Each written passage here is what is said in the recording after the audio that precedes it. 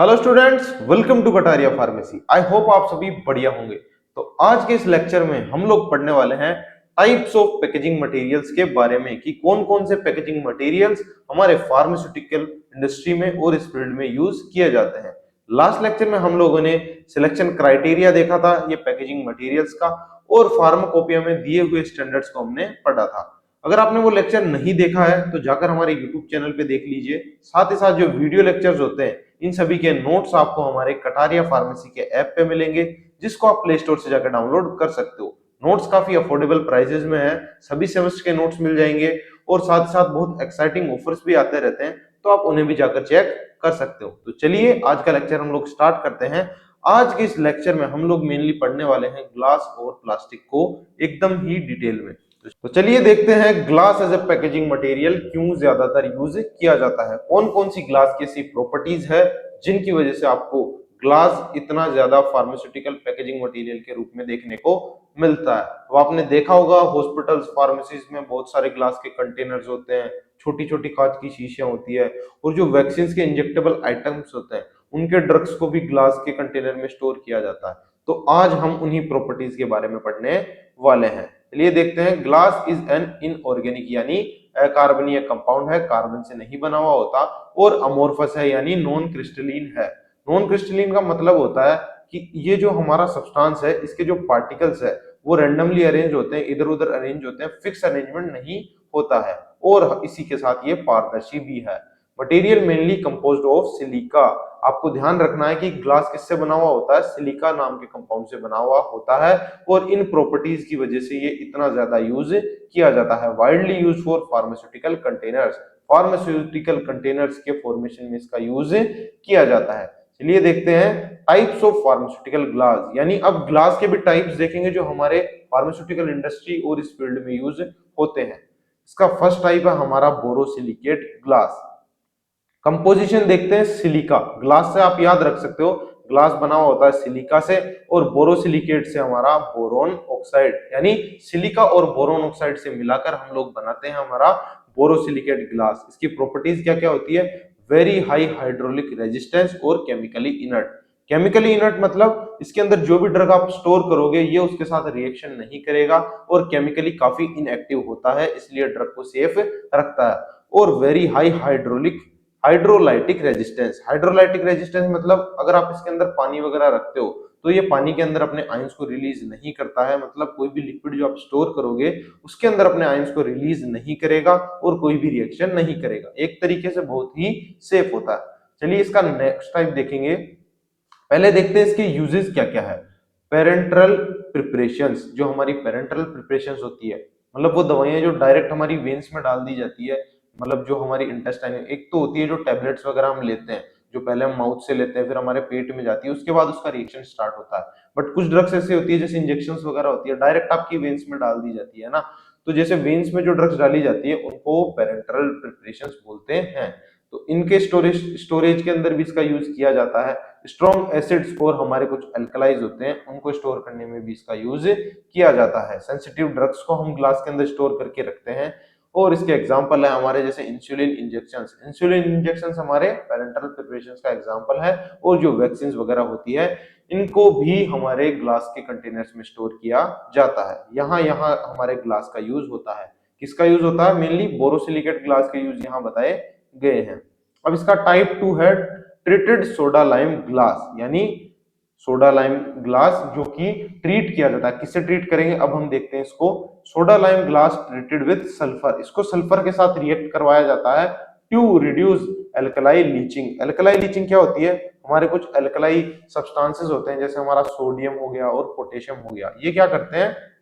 अपने आयंस को रिलीज कर देते हैं। जब ये ग्लास के कांटेक्ट में आते हैं तो अपने आयंस उसके अंदर रिलीज करते हैं, और इसकी वजह से जो ड्रग है उसका कंपोजिशन खराब हो जाता है। तो इस चीज से बचाने के लिए ट्रीटेड सोडा लाइम ग्लास का यूज किया जाता है ना। अब इसके यूजेस क्या क्या है? Acidic and neutral aqueous solutions. Acidic और हमारे कुछ न्यूट्रल एक्वस सॉल्यूशंस होते हैं, जो लिक्विड वाले सॉल्यूशंस होते हैं, इनको स्टोर करने में इसका यूज किया जाता है। इंजेक्टेबल प्रिपरेशंस के अंदर इसका यूज किया जाता है, जो कि नॉन एल्कलीन होती है। इंजेक्टेबल प्रिपरेशन जो इंजेक्शन वगैरह में यूज होती है।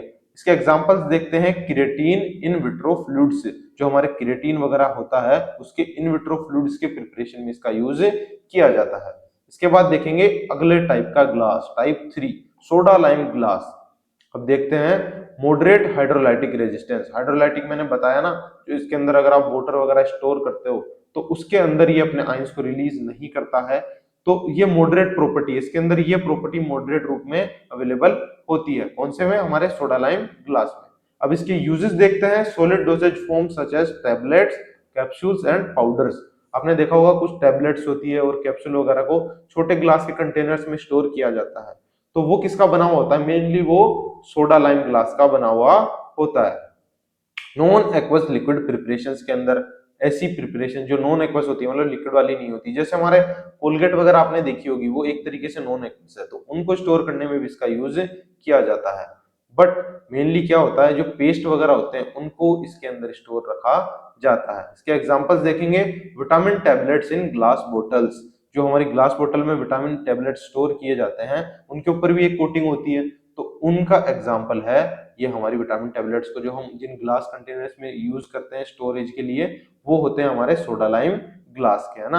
अब नेक्स्ट टाइप है इसका, फोर्थ टाइप है हमारा टाइप एनपी, यानी नॉन पेरेंट्रल ग्लास। इसके बारे में देखते हैं। इसके ओरल प्रिपरेशंस के अंदर जो यूज किया जाता है, टॉपिकल प्रिपरेशंस के अंदर। टॉपिकल प्रिपरेशंस क्या होती है? जैसे कोई ड्रग वगैरह, ड्रग तो क्या होगी, दवाई वगैरह जो होती है जिसको हम लोग स्किन पे अप्लाई करते हैं डायरेक्ट टॉपिक रीजन पे, जो हमारी आउटर मोस्ट लेयर होती है ना, उस पे अगर हम अप्लाई करते हैं तो उन प्रिपरेशंस को हम टॉपिकल प्रिपरेशंस बोलते हैं। और ओरल प्रिपरेशन जो हमारे सिरप्स वगैरह होते हैं उनको स्टोर करने में भी इसका यूज किया जाता है। इसमें नोट करने वाला पॉइंट यह है कि not suitable for injectable products. जो ये टाइप का ग्लास है हमारा नॉन पेरेंट्रल, इसको हम इंजेक्टेबल प्रोडक्ट्स इसके अंदर स्टोर नहीं कर सकते हैं, है ना। उसके लिए अलग टाइप का ग्लास यूज होता है। चलिए देखते हैं एडवांटेजेस ऑफ ग्लास, की ग्लास को यूज करने के कौन कौन से एडवांटेजेस है।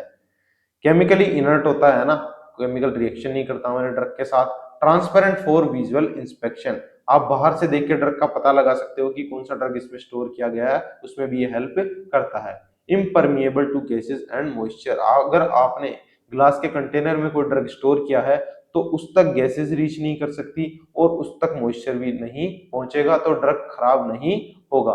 Can be sterilise by heat, आप इसको स्टेरलाइज कर सकते हो हीट देकर, यानी इसको गर्म करके एक तरीके से इसको डिसइंफेक्टेंट बना सकते हो, है ना। ये इसकी हाई प्रॉपर्टी है, मतलब ये इजीली हीट को रेजिस्ट कर जाता है। रिजिड एंड रीयूजेबल, थोड़ा टफ होता है और रीयूजेबल भी होता है, अगर कांच टूट जाता है तो इसको फिर से नया कंटेनर बनाने में भी यूज ले सकते हैं। अब देखेंगे डिसएडवांटेजेस ऑफ ग्लास, कि ग्लास के क्या क्या डिसएडवांटेजेस है, क्या क्या कमियां हैं। फ्रेजाइल एंड इजीली ब्रोकन, थोड़ा कमजोर होता है, मैंने बताया ना, मतलब मजबूत तो होता है बट इतना भी मजबूत नहीं है, अगर आप इस पर ज्यादा प्रेशर लगाओगे तो ये आसानी से टूट जाएगा। हैवी इंक्रीज ट्रांसपोर्टेशन कॉस्ट, ये थोड़ा हैवी भी होता है, इससे क्या होता है कि ट्रांसपोर्टेशन कॉस्ट बढ़ती है, इसको लाने ले जाने में खर्चा ज्यादा होता है। Expensive compare to plastic, plastic के कंपैरिजन में थोड़ा एक्सपेंसिव होता है। Alkali leaching in soda lime glass, soda lime glass के अंदर एल्कलाई लीचिंग होती है, मतलब वो हमारा पोटेशियम और सोडियम आयंस उसके अंदर रिलीज हो जाते हैं, तो ये इसका एक डिसएडवांटेजेस है ना। चलिए आगे देखते हैं। प्लास्टिक इन फार्मास्यूटिकल पैकेजिंग, जैसे हमने अभी ग्लास पढ़ लिया, अब हम डिटेल में पढ़ने वाले हैं प्लास्टिक को, कि प्लास्टिक का कहाँ कहाँ यूज होता है और कितने कितने इसके टाइप्स होते हैं। चलिए देखते हैं। Plastic are synthetic polymer material, synthetic polymer से बनी हुई होती है, यानी मोनोमर्स की बहुत सारी चेन्स मिलके ये सिंथेटिक पॉलीमर बनाती है और उससे हमारा प्लास्टिक बना हुआ होता है। That can be moulded into various shapes, इसको किसी भी शेप के अंदर आप बना सकते हो, जिस तरह का चाहो वैसा कंटेनर इसमें बन सकता है। And are extensively used in packaging material, इन्हीं प्रॉपर्टीज की वजह से ये फार्मास्यूटिकल पैकेजिंग के अंदर बहुत ज्यादा यूज होता है। टाइप्स ऑफ प्लास्टिक्स, अब प्लास्टिक के टाइप्स देखते हैं कि कौन कौन से इसके टाइप्स होते हैं। सबसे पहला टाइप आता है पॉलीइथाइलिन, यानी हमारा PE. Type LDPE and HDPE, अब इसके भी दो टाइप होते हैं, एलडीपीई एंड एचडीपीई, मतलब लो डेंसिटी पॉलीइथाइलिन और हाई डेंसिटी पॉलीइथाइलिन, है ना। और इसके यूजेस कहाँ कहाँ होते हैं? बोटल्स वगैरह के अंदर फॉर्मेशन में, स्क्वीज ट्यूब्स जो होती है, आपने देखा होगा जो हमारी टूथपेस्ट वगैरह होती है वो उसकी ट्यूब्स वगैरह इसी से बनी हुई होती है, हमारी पॉलीइथाइलिन से, है ना। और कंटेनर्स के फॉर्मेशन में भी इसका यूज होता है। आप ये याद रखिएगा, है ना। इसके दो टाइप्स होते हैं मेन, कौन कौन से, एलडीपीई और एचडीपीई, लो डेंसिटी पॉलीइथाइलिन और हाई डेंसिटी पॉलीइथाइलिन। चलिए आगे देखते हैं। नेक्स्ट टाइप है हमारा पॉलीप्रोपाइलीन, है ना। इसकी प्रॉपर्टीज क्या क्या होती है, इसको पीपी बोलते हैं, rigid and high melting point, यानी ये थोड़ा मजबूत होता है और इसका मेल्टिंग पॉइंट भी हाई होता है, यानी बहुत ज्यादा हीट को ये रेजिस्ट कर सकता है। इसका यूज कहाँ होता है, सिरप बोटल्स के फॉर्मेशन में और आईवी सॉल्यूशन कंटेनर्स बनाने में। आईवी यानी हमारे इन विट्रो, जो हमारी वेन्स में डायरेक्ट इंजेक्ट कर दिए जाते हैं, ऐसे कंटेनर्स का फॉर्मेशन के अंदर भी इसका यूज होता है। और हमारे क्लोजर्स के अंदर भी, यानी जब क्लोजर्स बनाते हैं उनके अंदर भी इसका यूज होता है। क्लोजर्स क्या होते हैं, जो हमारे ढक्कन वगैरह होते हैं ना, ये कंटेनर को बंद करने के लिए, इनके अंदर भी इसका यूज होता है ताकि एक्स्ट्रा सेफ्टी मिल सके।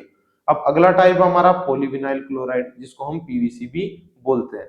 प्रॉपर्टीज इसकी है ट्रांसपेरेंट एंड स्ट्रॉन्ग, ये ट्रांसपेरेंट होता है, पारदर्शी होता है और बहुत मजबूत भी होता है। अब किस किस के अंदर ये यूज होता है, हमारे ब्लिस्टर पैक्स, यानी जो दवाइयों के पत्ते होते हैं, एंड टैबलेट स्ट्रिप्स, वही सेम चीज है, जो दवाइयों के पत्ते होते हैं उनके अंदर इसका यूज किया जाता है।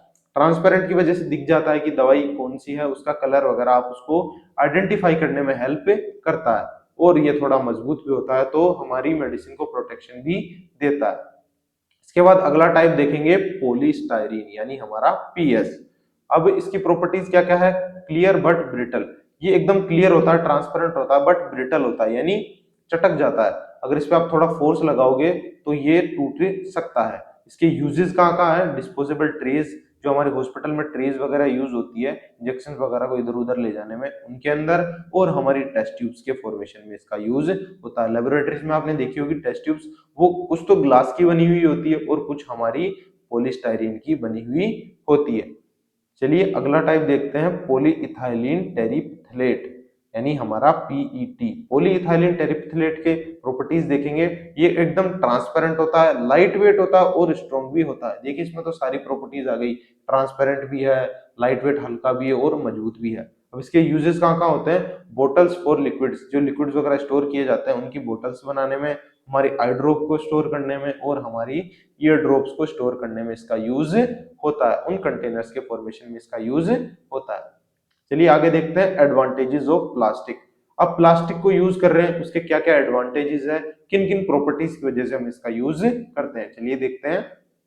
लाइट वेट एंड अनब्रेकेबल, एक तो ये हल्का होता है ग्लास के कंपैरिजन में, और अनब्रेकेबल भी होता है, यानी टूटता नहीं है। इकोनॉमिकल पॉइंट व्यू से ये एकदम ही बेस्ट है, क्योंकि चीपर होता है, ये ग्लास के कंपैरिजन में चीप होता है, सस्ता पड़ता है। एंड इजीली मोल्डेबल, आप इसको किसी भी शेप में चेंज कर सकते हो और इससे डिजायरेबल शेप के कंटेनर्स बना सकते हो। कन्वीनियंट फॉर पेशेंट्स, यानी पेशेंट्स के लिए कन्वीनियंट होता है, उनको यूज करने में कोई दिक्कत नहीं आती।